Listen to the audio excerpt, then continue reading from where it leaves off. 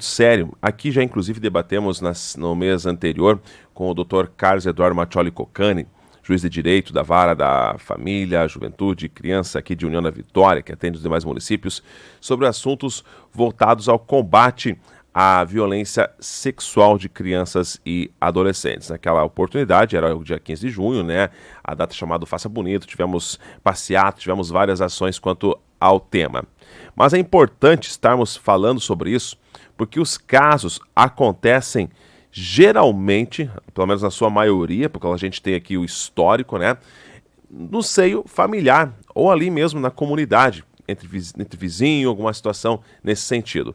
E infelizmente, é mais comum do que a gente pensa. Aí, por envolver menores, crianças, essas crianças são acuadas, são muitas vezes ameaçadas, né, pela parte aí do agressor, do abusador, e essas crianças muitas vezes demoram a contar situações como essas e que vão refletir o resto da vida, né? Se não for trabalhar essa questão psicológica da criança, adolescente abusado, ela vai acabar então levando esta sombra para o resto da sua vida. É importante a gente trabalhar. Tanto é que o Ministério Público do Estado do Paraná vem trazer, então, a público os crimes relacionados à violência sexual, em especialmente o estupro de vulnerável, ou seja, aquelas crianças juvenis menores de 14 anos, que aí a pena é muito mais branda, inclusive, para aí o abusador, para o estuprador. A entrevistada que você vai ouvir na sequência é a promotora de justiça do Ministério Público do Paraná, Amanda Ribeiro dos Santos. Olha só para você ter uma ideia, dados do Anuário Brasileiro de Segurança Pública mostram que só agora em 2021 o Brasil registrou 66 mil casos, então, de violência sexual. 75% desses casos é de estupro de vulnerável, com crianças e adolescentes menores de 14 anos. Casos, muitas vezes, com crianças menores de 10 anos. Crianças de 5, 3, 2 anos. E sempre é bom reforçarmos as questões voltadas para a suspeita do abuso envolvendo a criança. Não precisa ter esta confirmação, mas eu não sei se ele está ou não está abusando. Se você tem suspeita, já leve ao caso, nesse caso aí em União da Vitória, por exemplo, aqui o Dr. Carlos, para toda a sua equipe, que tem inclusive psicólogos especializados para conversar com essas crianças, com estas supostas vítimas, ou ainda no Disque 100, é um número nacional que você pode ligar de forma anônima, fazer a denúncia de forma anônima para uma autoridade policial também, para o próprio Ministério Público, mas não dá para ficarmos calados. São números assustadores e que, infelizmente, acontecem aos montes.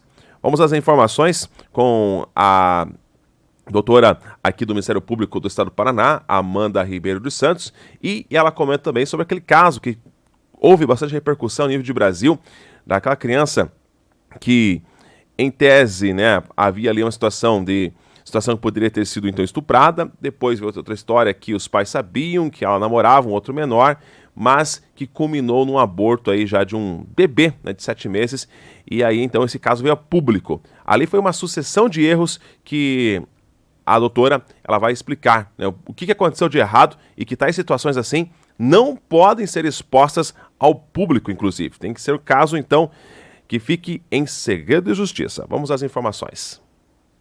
A violência sexual é uma das violações mais graves de direitos humanos e envolve muito a desumanização do outro. No Brasil, o Código Penal brasileiro ele estabelece crimes contra a dignidade sexual, um avanço nessa nomenclatura, considerando que antes os crimes eram previstos no capítulo de crimes contra os costumes. Hoje compreende-se que há uma proteção da liberdade e da segurança do indivíduo acerca da sua sexualidade. Isso é um avanço nos dias de hoje. E há um entendimento acerca da proteção da liberdade e do consentimento para a prática do ato sexual. Hoje temos falado muito a respeito do consentimento, que tem que ser um consentimento muito esclarecido e muito livre acerca do ato sexual. a respeito, inclusive, da parada, quando a pessoa não quer mais praticar o ato sexual, a partir daquele momento, pode ser considerado um abuso, uma violência sexual. Como dizem nas redes sociais e em várias campanhas, o não é não. A partir do não, qualquer prática, qualquer contato íntimo, ele é considerado uma violência sexual. O Código Penal brasileiro, por exemplo, há vários exemplos de condutas que podem ser tipificadas como crimes. Por exemplo, crime de estupro,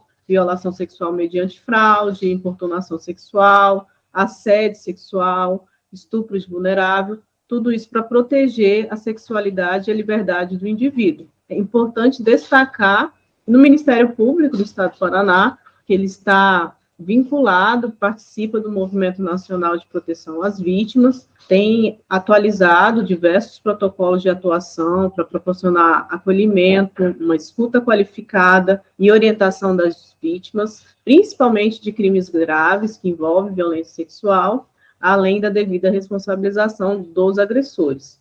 É importante que os crimes sejam denunciados, visto que os dados que você comentou no início do Anuário Brasileiro de Segurança Pública, eles apresentam uma parte, a maioria são subnotificados, seja por falhas do nosso sistema de justiça, para acolher essas vítimas, para fazer o atendimento adequado, para não incorrer numa revitimização e novas violências. As vítimas estão em um momento muito frágil, um momento muito delicado da vida, e é muito importante que nós, profissionais, temos a consciência e a compreensão de um acolhimento adequado nesse momento tão sensível e tão triste das vítimas. O crime de estupro, ele está previsto no artigo 213 do Código Penal, e a conduta consiste expressamente em constranger alguém, mediante violência ou grave ameaça, a ter conjunção carnal ou praticar ou permitir com ele se pratique outro ato libidinoso. Um toque íntimo, um toque nas partes íntimas, a própria conjunção carnal, o próprio ato sexual mediante violências ou grave ameaça, onde não há o consentimento da vítima, é considerado um crime de estupro. Não inclui só mulheres,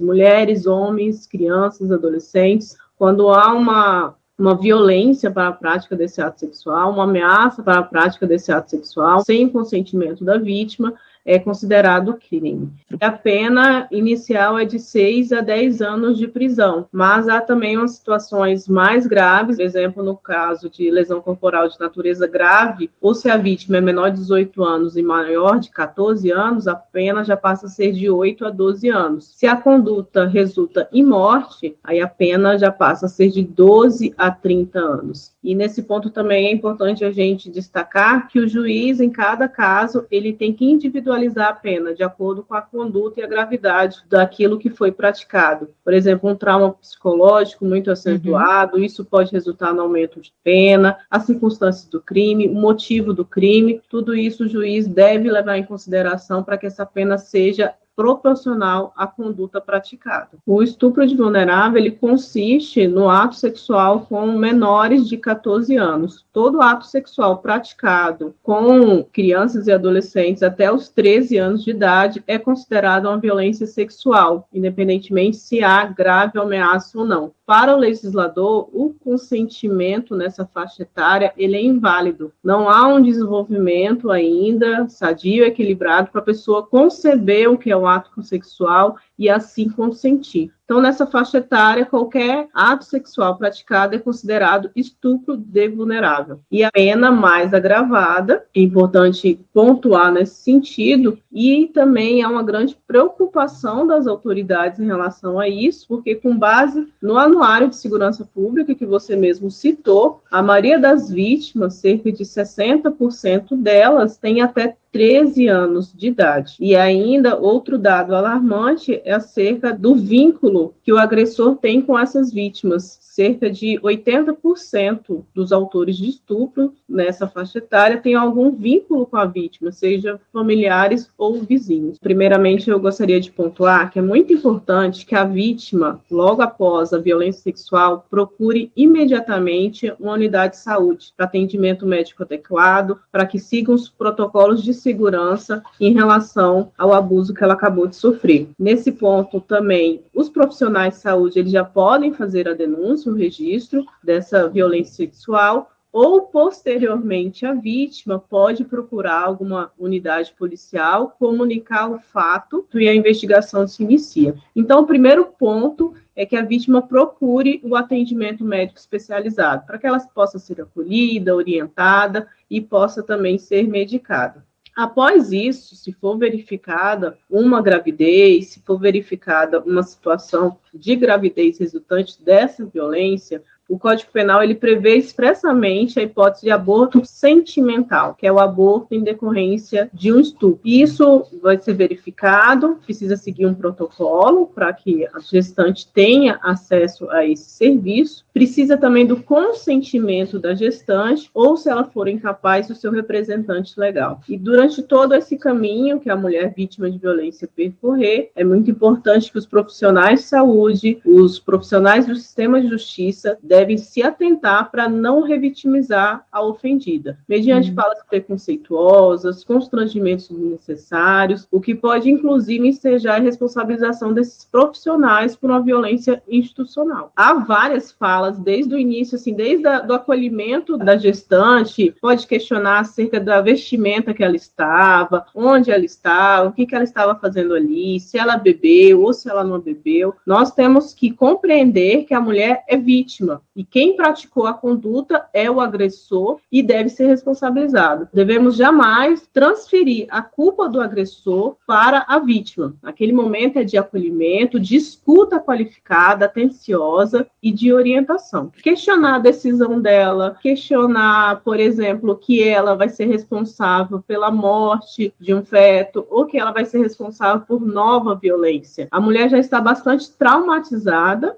Como nós conversamos, a violência sexual é uma das formas mais graves de violação dos direitos humanos, e nesse ponto ela ainda se sentir culpa pela decisão que ela está tomando, amparada na lei, a previsão expressa no Código Penal brasileiro desse suporte, desse apoio legislativo, e ela ser questionada nos ambientes em que transita até que seja ou não praticado aborto, ou que ela tenha outra decisão, ou tenha outro encaminhamento na vida dela. Há outra situação expressa no Código Penal também, que é chamada de aborto necessário, que é prevista para salvar a vida da gestante. É algo de risco de vida, muito grave, em que os médicos eles devem atestar isso por meio de prontuário, por meio de atendimento. Vai constar que o aborto, naquela situação, é a única hipótese, é o único meio para salvar a vida da gestante. Há também uma hipótese de aborto de feto anencefálico, conforme decisão do Supremo Tribunal Federal, em que foi bastante discutido, foi um debate muito profundo na sociedade, quando há inviabilidade da vida extrauterina,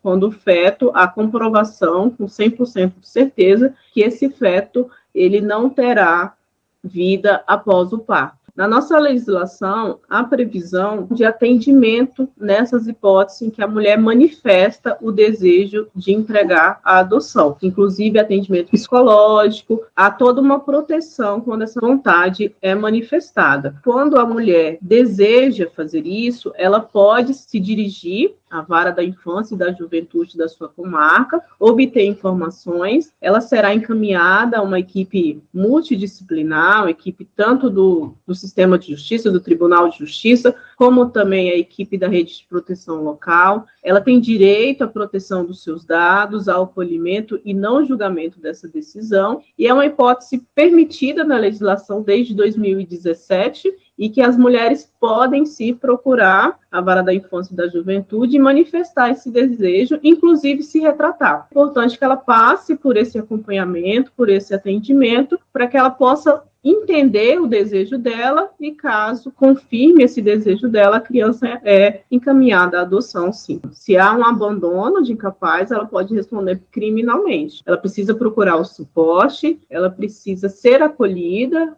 pode denunciar também eventuais ilegalidades desses atendimentos, como aconteceu aí uma série de ilegalidades, violação de sigilo, violação de deveres de profissionais e éticos. Isso a gente também tem que denunciar para que possamos avançar.